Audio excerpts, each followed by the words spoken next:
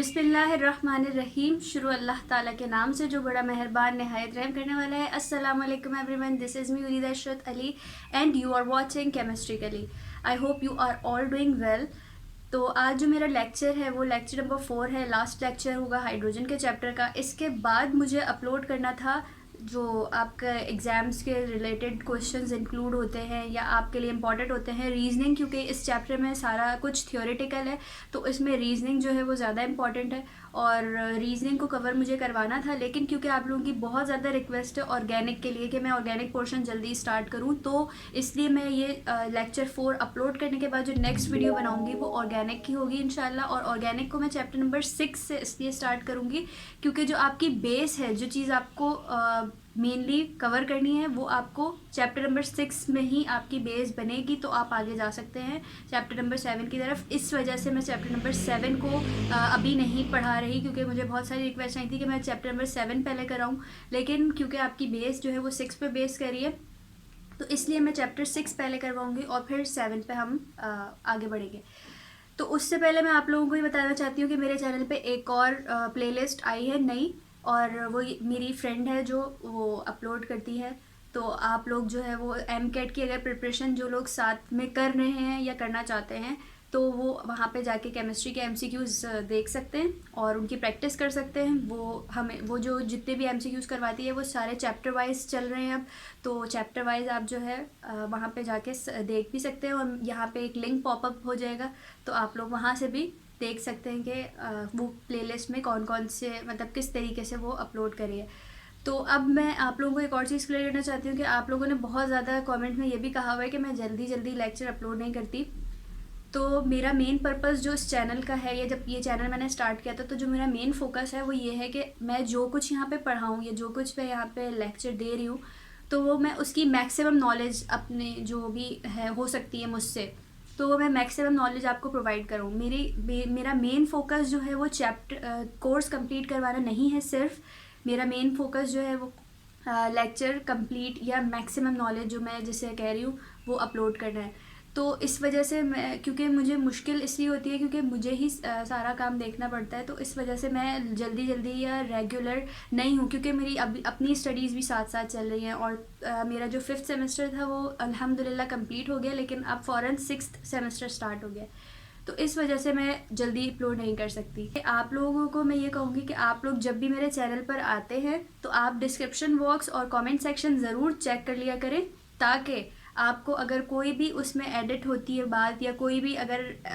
कोई भी मिसिंग ऐसी रह जाती है तो वो कमेंट सेक्शन या डिस्क्रिप्शन बॉक्स में एडिट कर दी जाती है। तो ज़रूर मेरे चैनल पे आप डिस्क्रिप्शन बॉक्स देख लिया करें। इसके अलावा और भी उसमें इंपॉर्टेंट लिंक होते हैं, जैसे मैं आज जो आपको लेक्चर 4 डिलीवर कर रही हूँ, इसके अलावा जो पीछे जितनी भी सीरीज़ मैंने कराई हुई है वो भी मेरे चैनल में मेरे चैनल के डिस्क्रिप्शन बॉक्स में जो आपको इस वीडियो के नीचे डिस्क्रिप्शन बॉक्स होगा उसमें आपको मेंशन मिलेगी, ठीक है। इसके अलावा मैं आप लोगों से कहूँगी कि आप लोग अगर मुझे फॉलो कर रहे होंगे फेसबुक पे या इंस्टाग्राम पे, तो आप लोगों को जो क्या कहते हैं जितनी भी चीज़ें की अपडेट है वो मिलती रहती है वहाँ पे अपलोड होती रहती है, तो आप लोग जो है ज़्यादा वहाँ पे कनेक्टेड रहेंगे मुझसे और आपको पता चलता रहेगा कि अब क्या आने वाला है या अब क्या आ चुका है चैनल पर।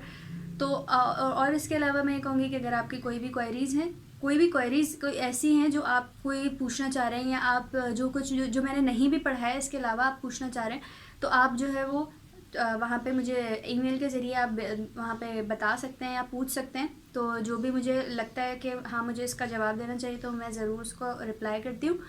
तो आप लोग वहाँ पे मुझसे पूछ सकते हैं ईमेल के ज़रिए, जो मैं आपको अभी स्क्रीन पे भी दे दूँगी ईमेल एड्रेस अपना, और इसके अलावा डिस्क्रिप्शन बॉक्स में भी मेंशन होता है। डिस्क्रिप्शन बॉक्स में आपको फेसबुक पेज का लिंक भी मिल जाएगा, तो आप लोग जो है इसी तरह मुझसे कनेक्टेड रहें और अपने साथियों तक और इस वीडियो को ज़रूर पहुंचाएं, क्योंकि मेरा मेन पर्पस चैनल का ये भी है कि मैं उन लोगों तक वीडियो पहुंचा सकूं अपनी।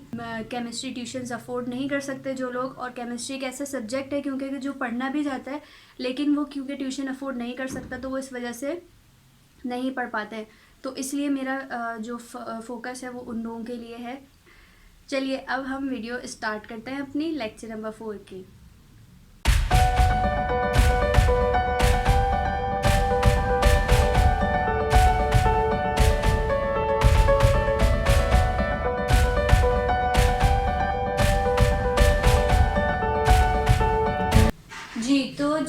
आप लोगों ने टाइटल से देख लिया होगा कि आज हमारे पास कौन कौन से टॉपिक डिस्कस होने वाले हैं। लेकिन अब मैं टॉपिक स्टार्ट करने से पहले लेक्चर नंबर 3 का थोड़ा सा रिव्यू देना चाहती हूँ ताकि हम कंटिन्यूएशन में आ सकें अपनी। तो लेक्चर नंबर 3 में हमने डिस्कस किया था सेक्शन बी का हाइड्रोजन एंड इट्स हाइड्राइड्स का। उसमें हमने binary compounds of hydrogen discuss किए थे, जो कि हमारे पास 6 उसकी क्लासिफिकेशन में 6 हाइड्राइड्स हमने पढ़ी थी। और वो कौन कौन सी हाइड्राइड्स होती है? नंबर 1 होती है हमारे पास ionic hydride, covalent hydride, metallic hydride, complex hydride, polymeric hydride and borderline hydride. ये हमारे पास 6 तरह की हाइड्राइड्स थी।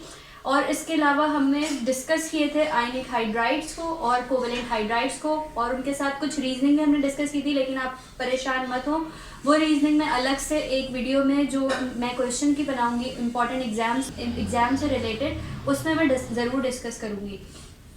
तो हमने रीजनिंग आयनिक हाइड्राइड जो हमने डिस्कस किया था वो उस पर हमने ये किया था कि हमने एक इलेक्ट्रोनेगेटिविटी का डिफरेंस यानी कि EN वैल्यू, इलेक्ट्रोनेगेटिविटी की डिफरेंस स्टैंडर्ड वैल्यू हमने ली थी। हमने ली वो हमारे पास पहले से ही सेट है। स्टैंडर्ड इलेक्ट्रोनेगेटिविटी का डिफरेंस हमेशा 1 के इक्वल लिया जाता है। इसे हम स्टैंडर्ड इलेक्ट्रोनेगेटिव डिफरेंस भी कहते हैं। सही है। तो ये हमने 1 से जो है कंपेयर करवाया था और हमने ये कहा था कि अगर हमारे पास इलेक्ट्रोनेगेटिविटी का डिफरेंस ग्रेटर देन 1 आएगा तो हमारे पास फॉर्म होंगी आयनिक हाइड्राइड्स।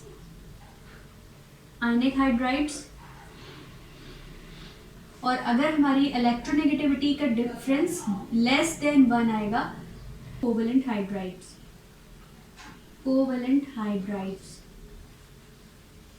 ये बातें हमने डिस्कस की थी मेनली। और इसके अलावा हमने ये कहा था कि जो हमारे पास ग्रुप 1A, ग्रुप 1 एंड 2 के हमारे पास जो एलिमेंट्स होते हैं वो ये वाली हाइड्राइड्स को आयनिक और कोवलेंट हाइड्राइड फॉर्म करते हैं, यानी कि S ब्लॉक भी हम उसे कह सकते हैं। और लेकिन इनमें 2 एलिमेंट ऐसे हैं, यानी कि ग्रुप 2 के बेरिलियम एंड मैग्नीशियम, जो कि कोवलेंट हाइड्राइड फॉर्म नहीं करते। और उसका रीज़न भी हमने डिस्कस किया था कि क्यों नहीं करते। ये कोवलेंट की जगह आयनिक वो पॉलीमेरिक हाइड्राइड फॉर्म करते हैं, जो कि हम आगे क्लास में भी पढ़ेंगे, तो उसमें हम डिटेल में पढ़ लेंगे। और वो ये इनका जो इलेक्ट्रोनेगेटिविटी का डिफरेंस होता है, ये हाइड्रोजन के इनकी जो इलेक्ट्रोनेगेटिविटी होती है बल्कि दोनों की, वो हाइड्रोजन के बहुत क्लोज होती है। तो शेयरिंग ऑफ इलेक्ट्रॉन और हमारे पास complete transfer of electron possible नहीं होता। तो ये इसलिए कोवलेंट हाइड्राइड फॉर्म नहीं करते और ना आयनिक फॉर्म करते हैं। तो ये हमारे पास क्या फॉर्म करते हैं? पॉलीमेरिक हाइड्राइड्स, जो कि अभी हम आगे और अब हम चलते हैं अपने आज के लेक्चर में, जो कि है 3rd हाइड्राइड होगी और उसका कॉम्प्लेक्स हाइड्राइड्स। 3rd हाइड्राइड हमारे पास होगी कौन सी? Complex hydrides. कॉम्प्लेक्स हाइड्राइड्स को नाम से ही लग रहा होगा कि कॉम्प्लेक्स हाइड्राइड है ये। और इसे कॉम्प्लेक्स हाइड्राइड हम इसलिए कहते हैं कि ये एक तो इनऑर्गेनिक मटेरियल होता है, ठीक है, और ये बेस्ट डिस्क्राइब एज सॉल्ट्स। इनके जो सॉल्ट फॉर्म होते हैं और ये काफ़ी जो है मशहूर भी होती है एज ए रिड्यूसिंग एजेंट। बहुत पावरफुल रिड्यूसिंग एजेंट होते हैं ये कॉम्प्लेक्स हाइड्राइड्स, ठीक है। और ये एक तरह के सॉलिड होते हैं और सॉल्ट फॉर्म करते हैं ये। और किससे सॉल्ट फॉर्म करते हैं? कॉम्प्लेक्स एनाइंस जो होते हैं इसके कॉम्प्लेक्स हाइड्राइड्स जो फॉर्म होते हैं वो ग्रुप 3A के एलिमेंट से फॉर्म होते हैं, ठीक है। और वो कॉम्प्लेक्स हाइड्राइड्स क्या होते हैं? वो सॉल्ट फॉर्म करते हैं by the combination of anion, complex anions. Complex A9 कैसे होते हैं? सबसे पहले तो हम इसकी ये चीज़ देखेंगे कि ये हमारे पास इनऑर्गेनिक मटेरियल है which are best describe as salts, ठीक है। सॉल्ट्स कैसे फॉर्म होते हैं? जैसे कि आपको NaCl का भी पता है, NaCl एक हमारे पास सॉल्ट है, तो ये आयनिक बॉन्ड फॉर्म कर रहे हैं बीच में, ठीक है। तो ये Na पॉजिटिव होता है, यानी कि एनाइन एंड कैटाइन मिलके जो फॉर्म करते हैं वो हमारे पास सॉल्ट्स बनाता है। जैसे ये NaCl की एग्जांपल है आपके पास, तो ये हमारे पास, लेकिन ये स्ट्रॉन्ग आयनिक बॉन्ड फॉर्म करते हैं, ठीक है। लेकिन ये हमारे पास आयनिक बॉन्ड नहीं फॉर्म करते, ये फिर भी उसके बावजूद भी सॉल्ट बनाते हैं, ठीक है। तो ये हम पढ़ेंगे कि कैसे। ये इसकी डेफिनेशन हो गई, inorganic material which are best described as salts from complex anions, ठीक है। अब हम पढ़ते हैं कि इनकी प्रिपरेशन कैसे होती है। कॉम्प्लेक्स हाइड्राइड्स की प्रिपरेशन के लिए जो हमें चाहिए होती है चीज़, वो क्या होती है कि सबसे पहले हमें ये भी लिख लेते हैं हम कि elements of group 3A, elements of group 3A combines with hydrogen to produce hydrides. और ये कौन से ग्रुप के एलिमेंट बनाते हैं? ग्रुप 3A के एलिमेंट्स जो होते हैं वो ये कॉम्प्लेक्स हाइड्राइड फॉर्म करते हैं, कॉम्प्लेक्स हाइड्राइड्स फॉर्म करते हैं। अब हम इनकी प्रिपरेशन पढ़ेंगे। अगर प्रिपरेशन हम देखें इसकी, preparation of complex hydride,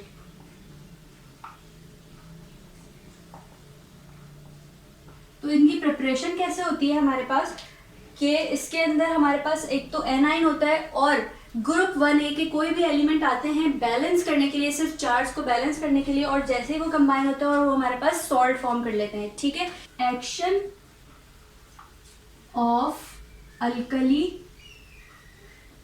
metals hydrides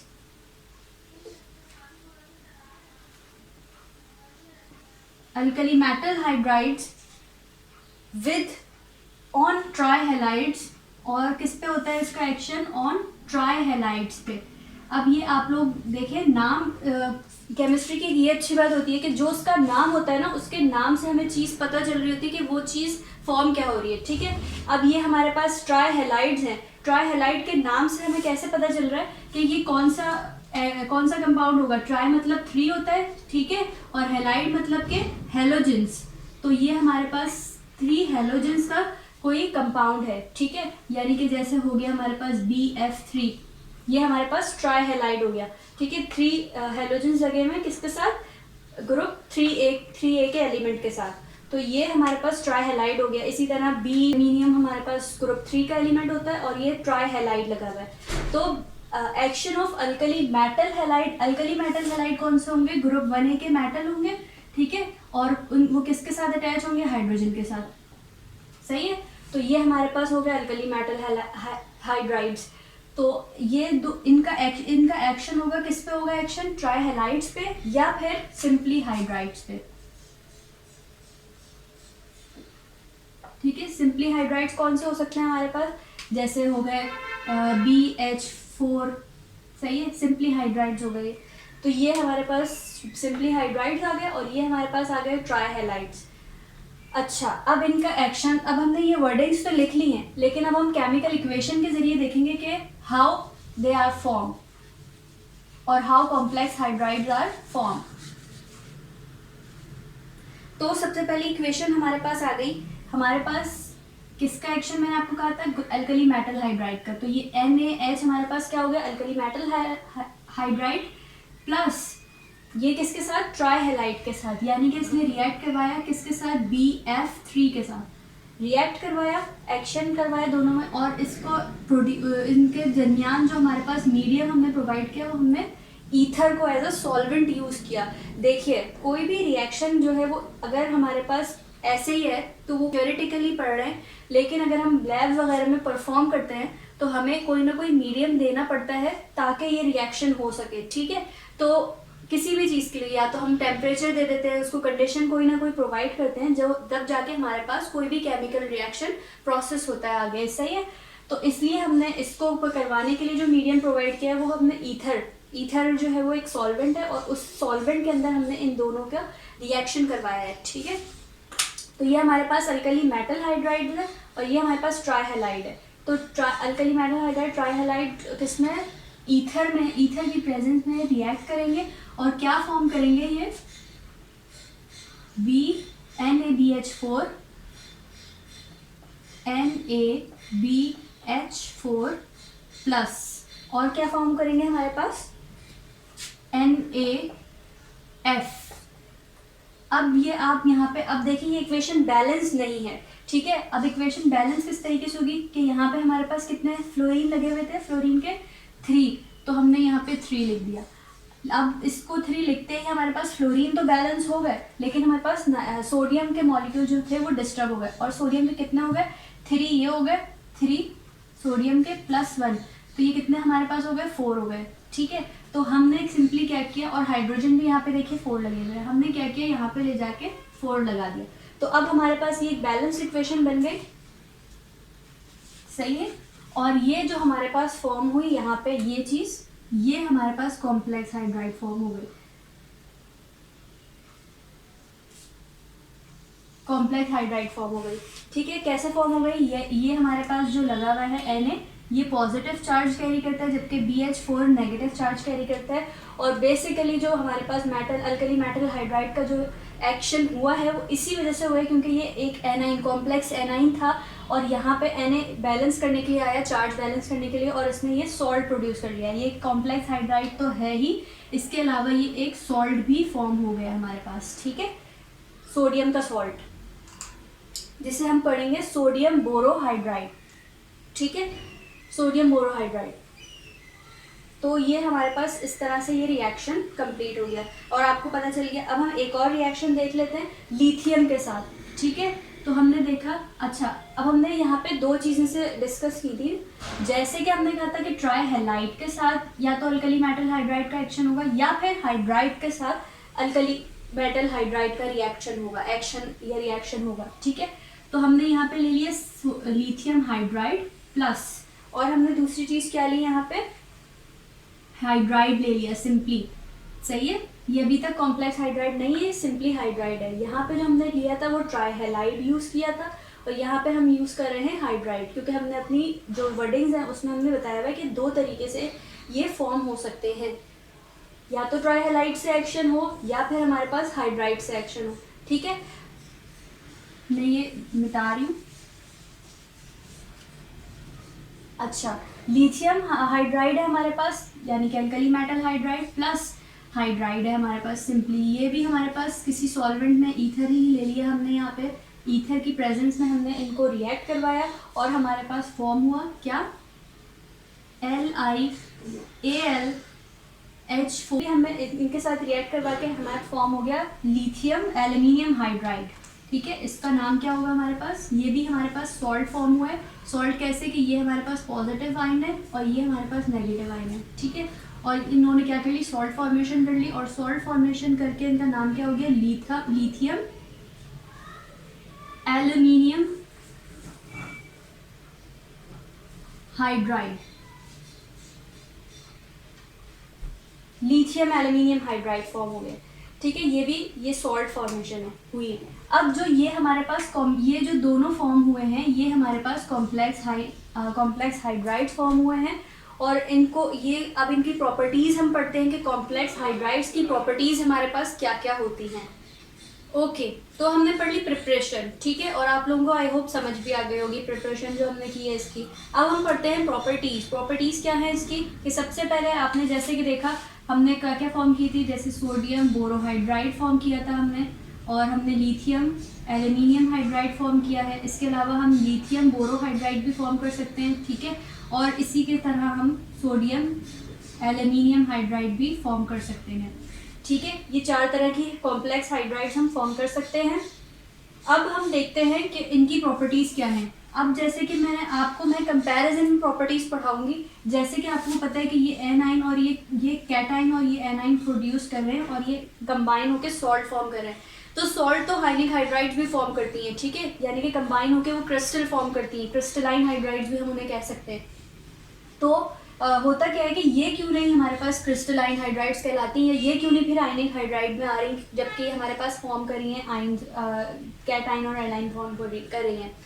वजह ये है कि ये हमारे पास कॉम्प्लेक्स फॉर्म करती हैं, ठीक है। ये इनके दरमियान जो बॉन्ड होता है ये इतना स्टेबल नहीं होता, तो ये हमारे पास सॉल्ट फॉर्म तो करती हैं लेकिन इनका बॉइलिंग पॉइंट और मेल्टिंग पॉइंट जो है वो इतना ज़्यादा नहीं होता। इनको ज़रा सी हीट करने पे ये मतलब टूट सकते हैं आराम से, सही है। वो जो है हमारे पास जो NaCl वगैरह होते हैं ये हमारे पास स्ट्रॉन्ग आयनिक बॉन्ड फॉर्म करते हैं, जिसकी वजह से ये इतने आसानी से ब्रेकेबल नहीं होते, ठीक है। तो यही रीज़न है कि हमारी फर्स्ट प्रॉपर्टी है इनकी कॉम्प्लेक्स हाइड्राइड की कि दे हैव, सॉरी मैं टी हमेशा सोचती हूँ सिंपल बनाऊँ, they have low boiling point and melting point. तो इसी वजह से इनका जो बॉइलिंग एंड मेल्टिंग पॉइंट है वो as compare to ionic bond ionic hydride ये इनका लो होता है, ठीक है।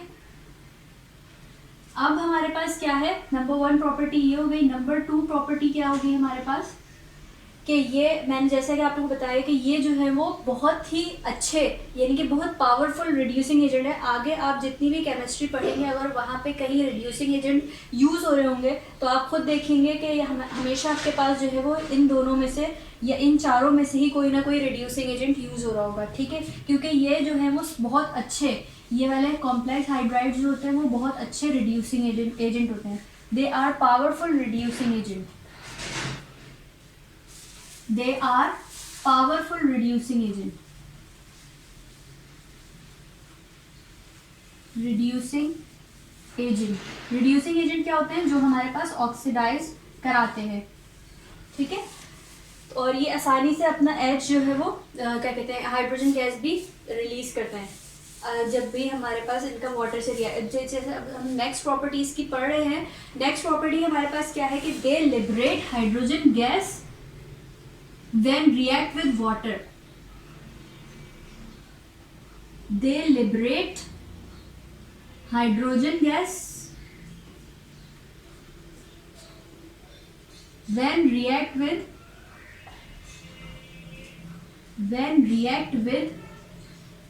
water. तो ये लिबरेट करते हैं हाइड्रोजन गैस जब ये वाटर से रिएक्ट करवाते हैं, ठीक है। अब ये बात जो हम ये वाला पॉइंट है इसको हम जो है केमिकल इक्वेशन के जरिए देखते हैं कि किस तरीके से ये लिबरेट कर रहे हैं हाइड्रोजन गैस, ठीक है।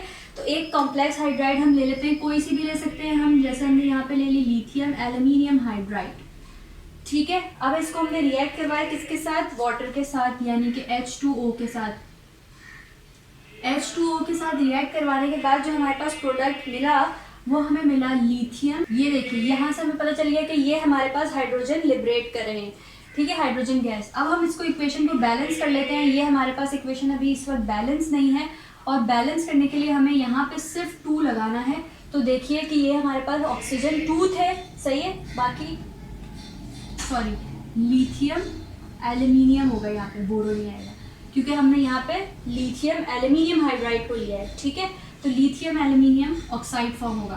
तो लिथियम एल्यूमिनियम हाइड्राइड प्लस इसने वाटर के साथ रिएक्ट करवाया और फॉर्म लिबरेट की हमने हाइड्रोजन को। तो ये हमारे पास ऑक्सीजन यहाँ पे 2 लगे हुए थे, तो यहाँ पे भी हमारे पास जो ऑक्सीजन होंगे उसको बैलेंस करने के लिए हमने यहाँ 2 लगाया। तो हमारे पास हाइड्रोजन कितने बन गए? अब हमारे पास बन गए 4, ठीक है। और ये जो हमने यहाँ पे निकाले और 4 ये भी थे हमारे पास, तो टोटल हाइड्रोजन कितने हो गए? 8, ठीक है। टोटल हाइड्रोजन 8 हो गए। तो 8 को हमने 4H2 से बैलेंस कर दिया, यानी कि 4 2 = 8, ठीक है। इस तरह हमारी इक्वेशन जो है बैलेंस हो गई। अब हम देख सकते हैं कि हमारे पास ये जैसे कि हमने लिखा कि when they react with water so they produce hydrogen gas और they liberate hydrogen gas, ठीक है। अब हम पढ़ते हैं नेक्स्ट हाइड्राइड पे जाते हैं हम, और वो है हमारे पास मेटालिक हाइड्राइड। और उसको मेटालिक हाइड्राइड के साथ साथ हम इंटरस्टिशियल हाइड्राइड भी कहते हैं, और वो हम क्यों कहते हैं वो अब हम डिस्कस करेंगे। ओके, तो हमने डिस्कस कर लिया कॉम्प्लेक्स हाइड्राइड्स को डिटेल में, और हमने उसकी प्रिपरेशन एंड प्रॉपर्टीज भी डिस्कस कर ली, ठीक है। अब हम करते हैं मेटालिक हाइड्राइड्स। मेटालिक हाइड्राइड को हम इंटरस्टिशियल हाइड्राइड भी कहते हैं। इंटरस्टिशियल का मतलब क्या होता है? इसका मतलब होता है empty spaces, right, empty spaces.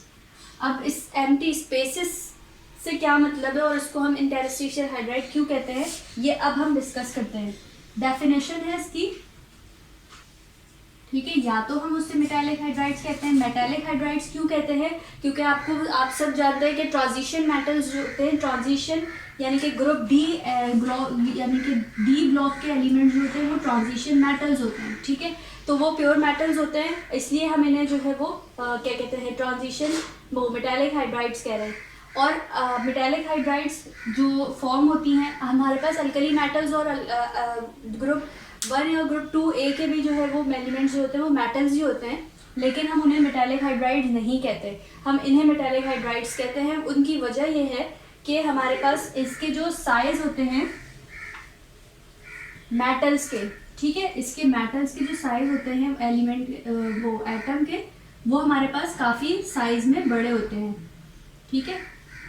तो मेटल के जो साइज होते हैं वो हमारे पास बड़े होते हैं काफ़ी, तो उनके दरमियान जो होती हैं वो एम्प्टी स्पेसेस रह जाती हैं, जैसे कि आपको नज़र आ रहा है ये एम्प्टी स्पेसेस रह जाती हैं, ठीक है।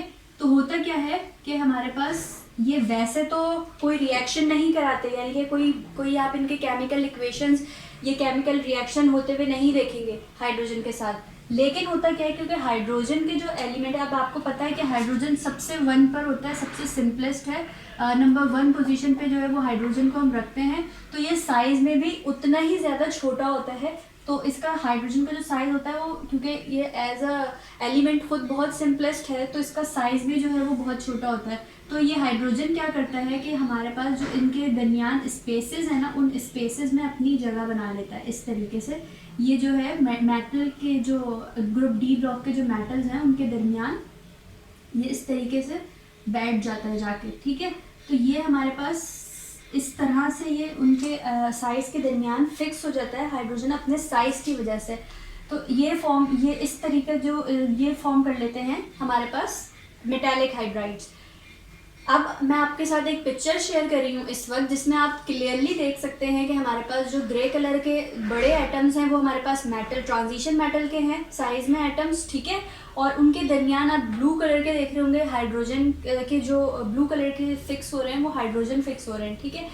तो आप उस पिक्चर में ये देख सकते हैं कि हमारे पास जो हाइड्रोजन है वो या तो मॉलिक्यूलर स्टेट में फिक्स हो रहे हैं, देखिए 2-2 करके भी फिक्स हो रहे हैं, और या फिर वो सिंगल एटम की फॉर्म में फिक्स हो रहे हैं। तो ये चीज़ बस इसको ये जो इनके दरमियान जो स्पेसेस है ना, ये हमारे पास कहलाती है इंटरस्टिशियल स्पेसेस और एम्प्टी स्पेसेस। ये एम्प्टी स्पेसेस होती हैं, तो इन्हीं वजह से इसका नाम इंटरस्टिशियल पड़ जाता है, ठीक है जी। तो हमारे पास ये इंटरस्टिशियल स्पेसेस इस तरीके से ये होती हैं दरमियान में, ठीक है। और ये हमारे पास फॉर्म कर लेती हैं मेटालिक हाइड्राइड और इंटरस्टिशियल हाइड्राइड जिन्हें हम कहते हैं, ठीक है। बाकायदा इनका कोई केमिकल रिएक्शन नहीं हो रहा होता, सही। तो इस वजह से हम इनकी प्रिपरेशन नहीं बताएंगे, क्योंकि ये बस साइज़ बड़ा होने की वजह से, हाइड्रोजन का साइज़ छोटा होने की वजह से ये फॉर्म हो जाती हैं आपस में। अब हम इनकी थोड़ी सी प्रॉपर्टीज़ डिस्कस कर लेते हैं, और प्रॉपर्टीज़ क्या क्या है हमारे पास। प्रॉपर्टीज़, अगर हम प्रॉपर्टीज़ की बात करें मेटालिक हाइड्राइड्स की, तो हमारे पास नंबर 1 प्रॉपर्टी होगी इसकी कि they are non stoichiometric. They are non-stoichiometric.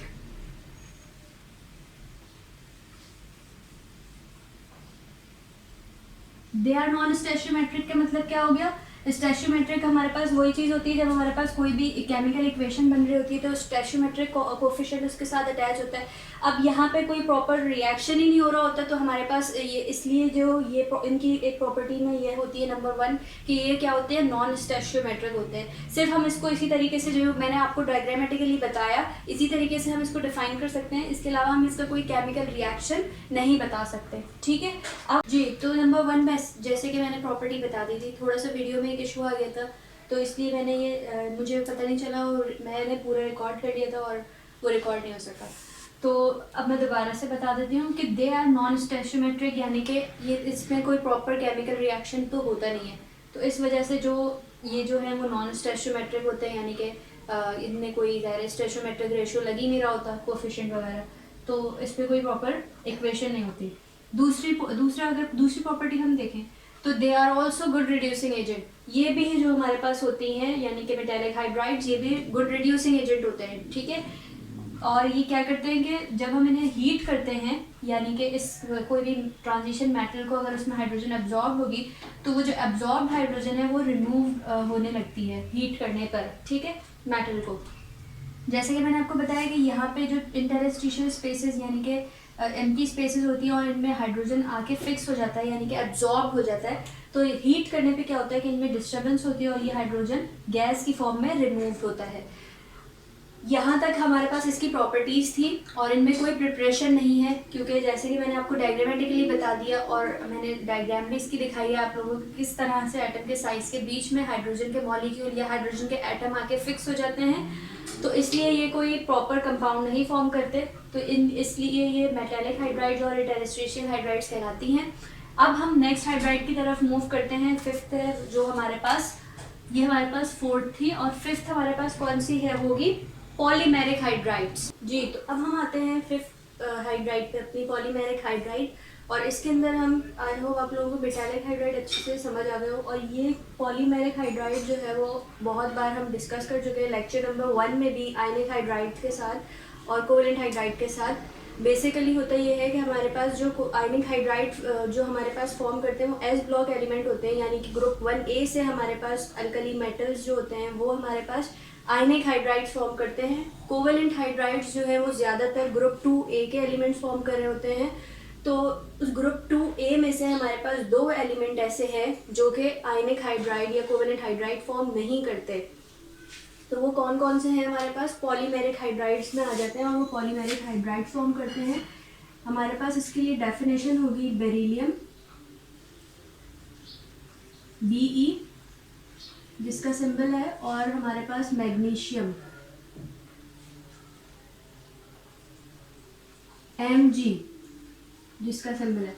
Are form these hydride, are form these hydrides, they are polymerized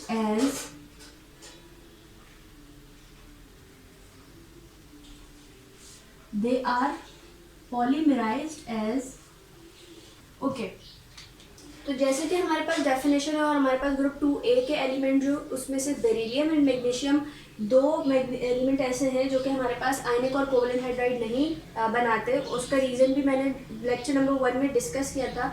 मैं थोड़ा सा भी और कर देती हूँ, क्योंकि अब जो मैं नेक्स्ट लेक्चर की जब वीडियो बनाऊँगी इसके एग्जाम जो रीजनिंग क्वेश्चन की, तो उसमें हम और डिटेल से डिस्कस कर लेंगे।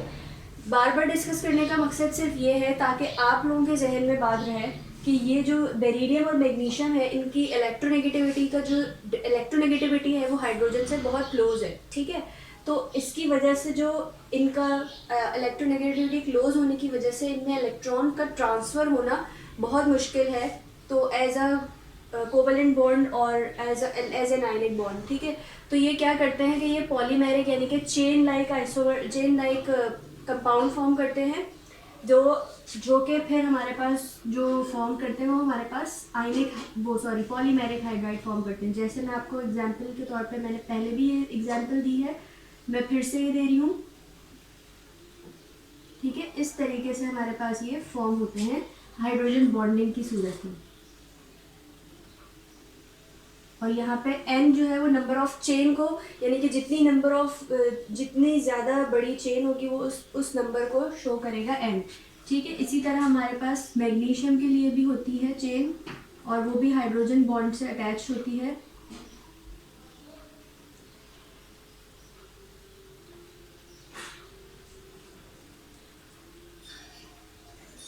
और ये हमारे पास मैग्नीशियम के लिए चेन है। अब क्या होता है कि इनकी प्रॉपर्टीज़ जो होती हैं वो लाई करती हैं, यानी कि इनकी प्रॉपर्टीज़ इंटरमीडिएट बिटवीन किसके होती हैं, हमारे पास ionic hydride and covalent hydrides के, ठीक है। तो इसमें ज़्यादा कुछ हम नहीं है, सिर्फ ये 2 कंपाउंड की वजह से हमारे पास पॉलीमेरिक हाइड्राइड्स फॉर्म हो रहे होते हैं। और इनकी जो प्रॉपर्टीज़ हैं उनके बारे में मैं बस ये लिखूँगी कि ये the properties are intermediate between properties are intermediate between covalent and ionic hydrides, ठीक है। आई होप आप लोगों को ये चीज़ समझ आ गई हो अब मज़ीद अच्छी तरीके से। और पॉलीमेरिक हाइड्राइड के बाद नेक्स्ट हाइड्राइड जो आती है हमारी, वो आती है बॉर्डर लाइन हाइड्राइड। जी, तो next hydride border line hydride है। हमारे पास बॉर्डर से ही, आपको नाम से ही ज़ाहिर हो रहा है किसी 2 चीज़ों के दरमियान की चीज़ की बात हो रही है, ठीक है। बॉर्डर किसी 2 चीज़ों के दरमियान होता है ना। तो बॉर्डर लाइन हाइड्राइड्स कौन सी होती है हमारे पास, जो डी ग्रुप के एलिमेंट्स होते हैं जो कि मेटालिक हाइड्राइड और इंटरस्टिशियल हाइड्राइड फॉर्म कर रहे होते हैं, उनमें से हमारे पास उसी डी ब्लॉक में से डी ब्लॉक जो है हमारे पास, डी ब्लॉक के जो ग्रुप 11 एंड 12 हमारे पास ये वाले हाइड्राइड फॉर्म करते हैं। 11 और 12 को अगर हम इन अदर वर्ड्स कहें तो ये 1b और 2b हमारे पास होते हैं पुराने पीरियोडिक टेबल के उसके हिसाब से, ठीक है। 1b और 2b हमारे पास होते हैं। तो ये वाले 1b और 2b वाले जो एलिमेंट्स होते हैं वो ये बॉर्डर लाइन हाइड्राइड्स फॉर्म करते हैं। और फिर से मैं बॉर्डर का आपको ये बता दूं कि बॉर्डर लाइन हाइड्राइड्स का मतलब है कि इनकी भी प्रॉपर्टीज़ जो हैं वो किसी दो उसके दरमियान लाई करती हैं, यानी कि कौन सी कोवलेंट एंड मेटेलिक हाइड्राइड्स के दरमियान इनकी प्रॉपर्टीज़ जो है वो लाई करती हैं। और ये कौन से एलिमेंट फॉर्म करते हैं, एलिमेंट। तो इनकी डेफिनेशन कुछ इतनी खास नहीं है जी। तो इसकी डेफिनेशन सिर्फ क्या होगी हमारे पास, elements of group 1b and 2b, और इन अदर वर्ड्स हम कह सकते हैं ग्रुप 11 एंड 12, ठीक है। Group 11 and 12 elements of group 1b and 2b are from these hydrides, सही। और इसके बाद हम इनकी जो आपको एग्जाम्पल है वो लिखवा देती हूँ मैं। और एग्जाम्पल में सिर्फ हमारे पास copper hydride, zinc hydride, zinc के अलावा हमारे पास थैलियम हाइड्राइड, फिर ये हमारे पास फॉर्म होते हैं, ठीक है। ये एग्जाम्पल है इनकी बॉर्डर लाइन हाइड्राइड्स की। और मैं सिर्फ एंड में यही लिखूंगी कि इनकी भी प्रॉपर्टीज़ जो होती हैं वो बॉर्डर लाइन इन्हें सिर्फ इसी वजह से कहा जाता है क्योंकि इनकी प्रॉपर्टीज़ आर इंटरमीडिएट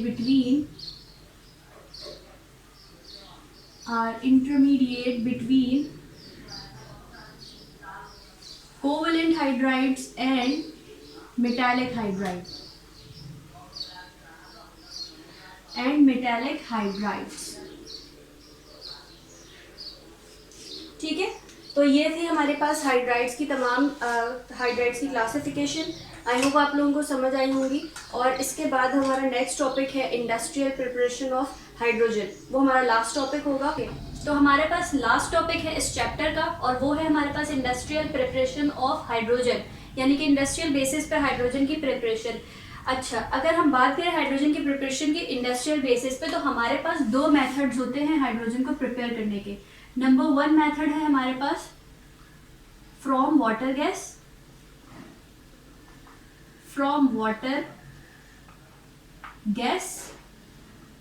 और वाटर गैस का हमारे पास जो कॉम्बिनेशन होता है वो mixture of carbon monoxide plus hydrogen gas. इस तरीके से हम इसको वाटर गैस को रिप्रेजेंट करते हैं, ठीक है। मिक्सचर होता है वाटर गैस किसका, कार्बन मोनोऑक्साइड प्लस हाइड्रोजन का, और ये इसी तरीके से रिप्रेजेंट किया जाता है, यानी कि इसी तरीके से ये लिखा जाता है। और ये हमारे पास कंबाइन होकर ब्रैकेट्स में फॉर्म क्या करता है, वाटर गैस मिला हुआ, ठीक है। और दूसरा मेथड जो है हमारे पास वो है, ये हो गया नंबर 1 मेथड।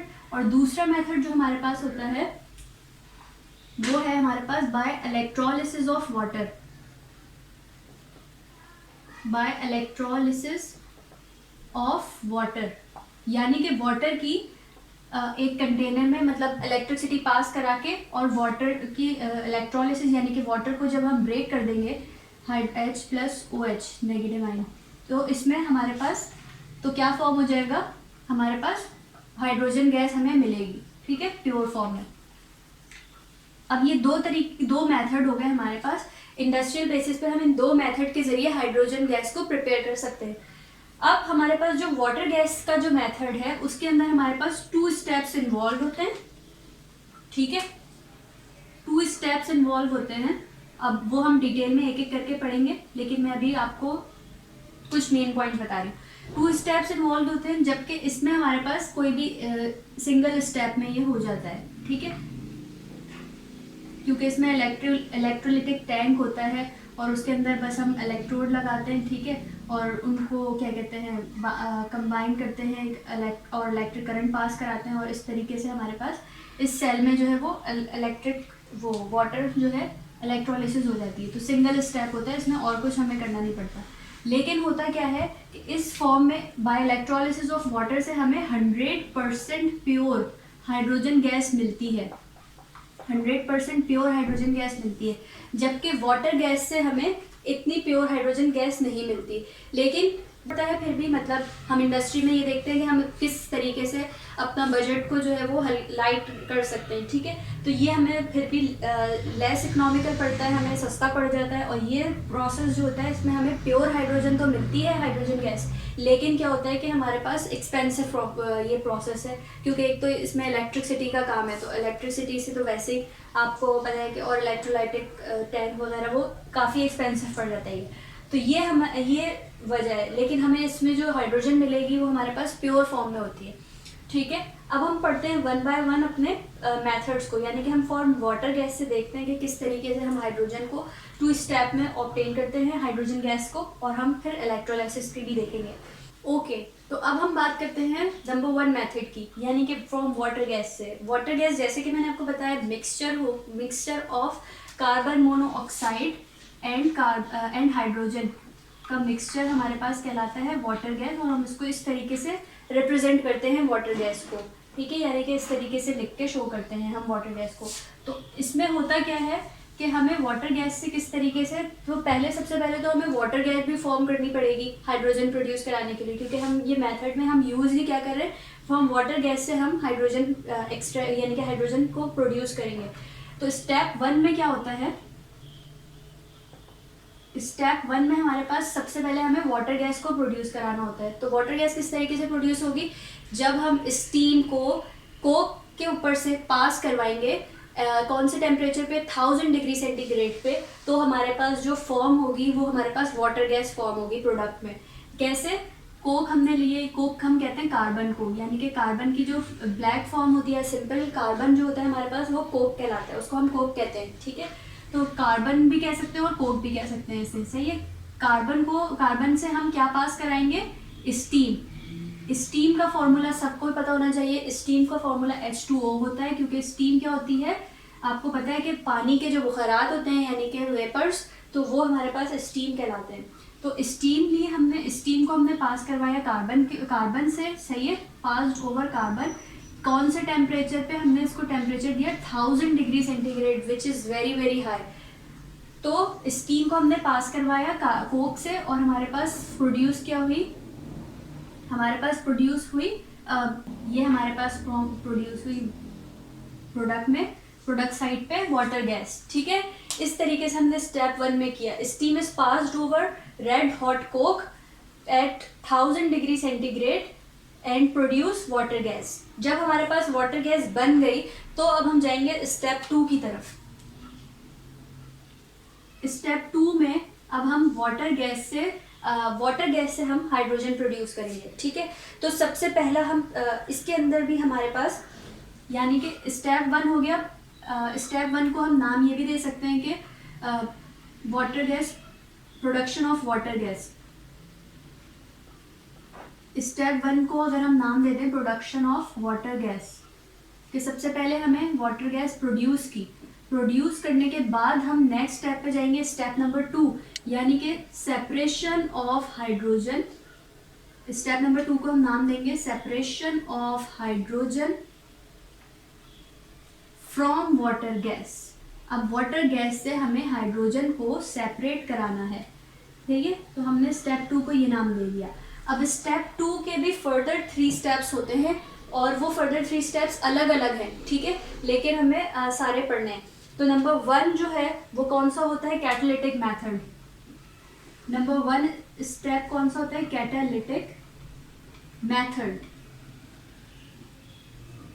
अब कैटालिटिक मेथड में क्या होता है हमारे पास, कि हमारे पास वाटर गैस है ये, ठीक है, इसको हम कंबाइन करके हमेशा लिखते हैं इसी तरीके से। वाटर गैस है और उसको हमने पानी से रिएक्ट करवाया मजीद, मतलब उसको वाटर में लिया, और इन द प्रेजेंस, कैटालिटिक का मतलब क्या होता है, कैटलिस्ट इसमें यूज़ हो रहा है। तो इसमें जो कैटलिस्ट यूज़ हो रहा है वो हो रहा है FeO, और टेम्परेचर क्या दे रहे हैं हम उसको 500 डिग्री सेंटीग्रेड। 500 डिग्री सेंटीग्रेड और FeO की प्रेजेंस में हमने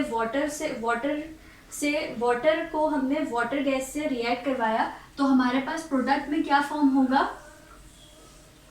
2H2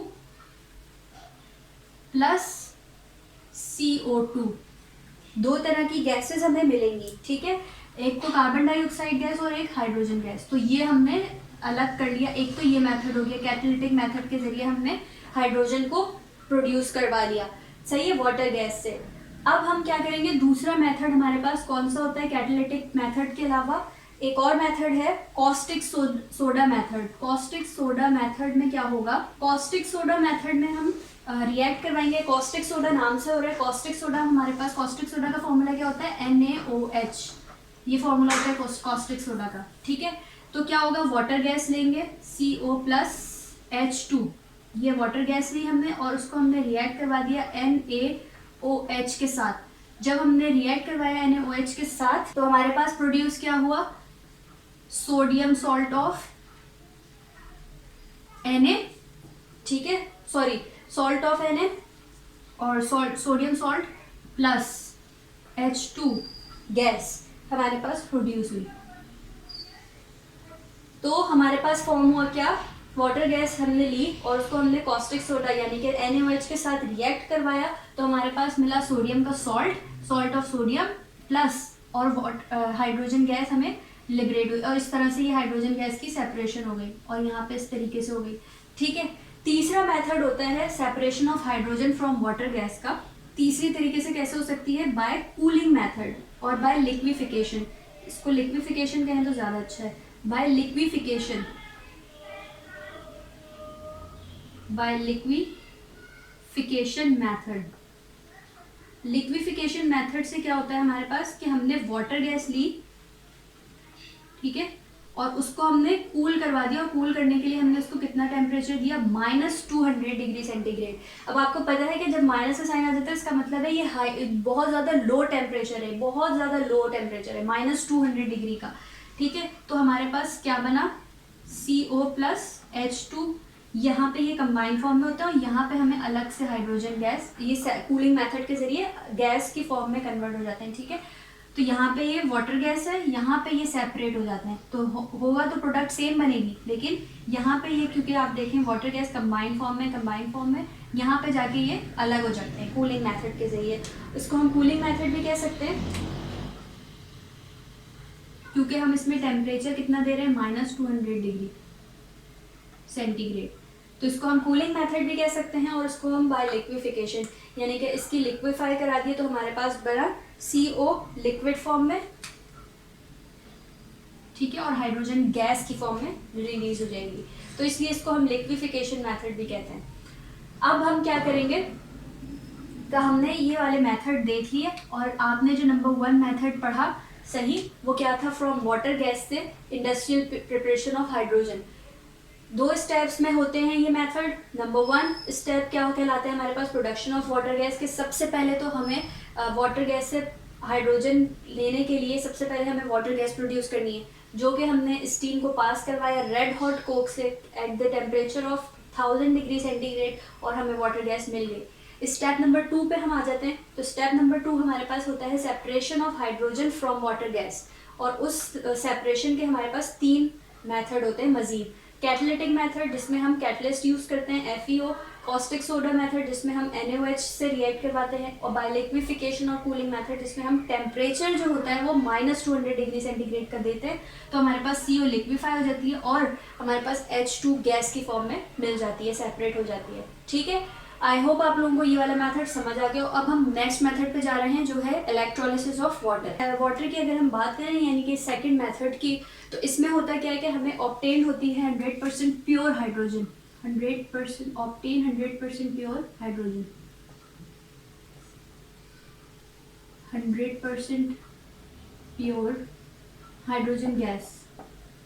लेकिन होता क्या है कि ये एक्सपेंसिव मेथड होता है, तो हमें इंडस्ट्री को जो है वो लॉस, मतलब इंडस्ट्री को उसका बजट जो है वो ज़्यादा होता है, तो हमें इंडस्ट्रियल लेवल पे तो बहुत ज़्यादा उसमें कहनी चाहिए क्वांटिटी में हमें हाइड्रोजन गैस चाहिए, तो इसलिए हम ये वाला प्रेफर नहीं करते। जहाँ पे हमें ज़रूरत होगी प्योर हाइड्रोजन की तो वहाँ पे हम यूज़ भी कर लेंगे इंडस्ट्री में, लेकिन हम ज़्यादातर जो नॉर्मल मेथड होता है वो हमें फ्रॉम वाटर गैस से ही यूज़ करते हैं।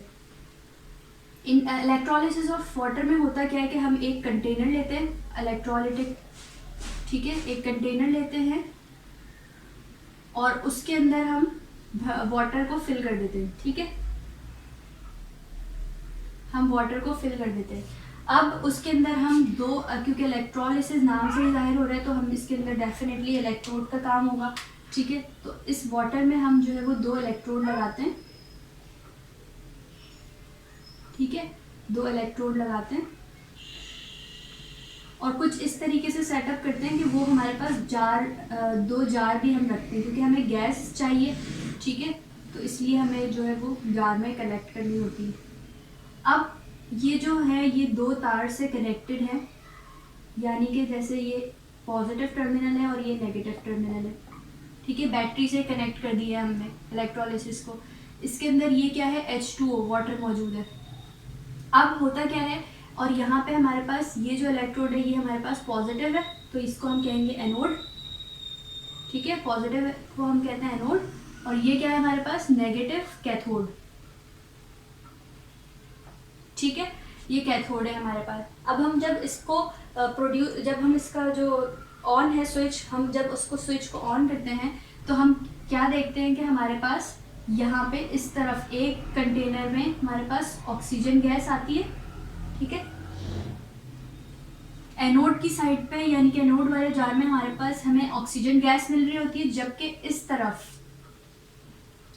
वाली साइड पे हमें कौन सी गैस मिल रही होती है, कैथोड साइड पे हमें हाइड्रोजन गैस मिलती है, ठीक है। तो हम सिर्फ किस तरीके से रिप्रेजेंट कर सकते हैं, हम इनकी केमिकल रिएक्शन आपको बता देंगे कि किस तरीके से हो रहा है। ये इलेक्ट्रोलाइटिक सेल ले लिया हमने और उसके अंदर हमने इलेक्ट्रोड लगा दी और जार जिसमें हमें हाइड्रोजन गैस कलेक्ट करनी है, ठीक है, और हमने इस तरह से बैटरी से अटैच कर दिया उसे। हमने देखा कि एनोड साइड पे हमने क्या देखा कि हमारे पास ऑक्सीजन गैस कलेक्ट होती है और कैथोड साइड पे हमारे पास हाइड्रोजन गैस होती है, जो कि प्योरली हाइड्रोजन होती है, 100% प्योर होती है उस जार में। अच्छा, ठीक है, अगर हम बात करें केमिकल रिएक्शन जो इसमें हो रहा होता है, वो हमारे पास होता है 2H2O का, और उसमें हमारे पास 4 प्रोटॉन हमें मिलते हैं और 2 हमें ऑक्सीजन के जो है वो नेगेटिव एनाइन मिलते हैं, ठीक है। अब हमारे पास क्या होता है कि ये हमने कर लिया केमिकल रिएक्शन। अब इसमें हमें देखना है कि हमारे पास कैथोड साइड पे कौन सा रिएक्शन हो रहा है और एनोड साइड पे कौन सा रिएक्शन हो रहा है। अच्छा, तो अब मैंने आपको एक इक्वेशन यहाँ पे लिखी थी, केमिकल इक्वेशन, जो हमारे इसके कैटालिटिक टैंक में या इलेक्ट्रोलाइटिक जो टैंक है हमारे पास, सॉरी कैटालिटिक कह रही हूँ, इलेक्ट्रोलाइटिक टैंक जो है हमारे पास, इसके अंदर जो केमिकल रिएक्शन हो रहा है वो ये हो रहा था 2H2O 4H positive plus 2 oxygen के एनाइन हमें मिल रहे थे। तो क्या होता है हमारे पास कैथोड पे क्या होगा, रिडक्शन। हमेशा ये बात याद रखिएगा कि हमारे पास एनोड पे हमेशा ऑक्सीडेशन होगी, यानी कि लॉस ऑफ इलेक्ट्रॉन होगा, और कैथोड पे हमेशा गेन ऑफ इलेक्ट्रॉन होगा, यानी कि रिडक्शन होगा, ठीक है। तो हमारे पास कैथोड पे हमें देखें हमें कैथोड पे क्या मिल रही है, हाइड्रोजन गैस मिल रही है, और एनोड पे हमें ऑक्सीजन गैस मिल रही है। तो कैथोड पे जो हमारे पास रिएक्शन हो रहा है वो 4 प्रोटॉन है, जो कि यहाँ से जो केमिकल रिएक्शन हो रहा है हमारे पास 4 प्रोटॉन हमें मिले और उन्होंने 4 इलेक्ट्रॉन गेन किए। जब उन्होंने 4 इलेक्ट्रॉन गेन किए, यानी कि gain of electron reduction and loss of electron oxidation, तो जब उन्होंने 4 इलेक्ट्रॉन गेन किए तो वो रिड्यूस होके क्या बन गए, 2H2, और ये हमारे पास गैस प्रोड्यूस हो गई। तो ये हमारे पास इस जार में प्रोड्यूस होगी और इस जार में कलेक्ट होगी, ठीक है। और एनोड की साइड पे क्या हो रहा है, ऑक्सीडेशन हो रही है। जो हमारे पास ऑक्सीजन के एनाइन थे वो ऑक्सीडाइज हुए, यानी कि 4 इलेक्ट्रॉन उन्होंने अपने रिलीज किए, जो कि यहाँ पे अटैच होकर प्रोटॉन के साथ इन्होंने हाइड्रोजन गैस प्रोड्यूस की थी। तो यहाँ पे ऑक्सीजन के रिलीज हुए 4 इलेक्ट्रॉन और हमारे पास ऑक्सीजन गैस प्रोडक्ट में इस साइड पे एनोड साइड पे कलेक्ट होने लगी। तो इससे हमें 2 चीज़ें मिल रही हैं, एक तो ऑक्सीजन गैस मिल रही है और एक हमें हाइड्रोजन गैस मिल रही है, ठीक है। और लेकिन फ़र्क क्या है, ये चीज़ हमेशा याद रखनी, कैथोड साइड पे हमें हाइड्रोजन मिलेगी, क्यों, क्योंकि रिडक्शन हुई है, यहाँ पे गेन ऑफ इलेक्ट्रॉन हुआ है, और एनोड साइड पे ऑक्सीडेशन हुई है, तो यहाँ पे हमारे पास ऑक्सीजन मिलेगी हमें, ठीक है।